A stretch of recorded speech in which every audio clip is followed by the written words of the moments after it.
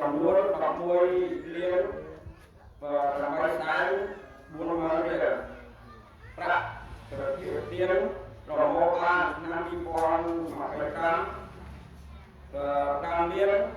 75300រៀល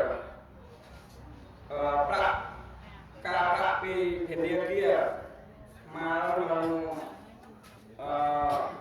91100រៀលសំណងពីក្រុមហ៊ុនសាងសង់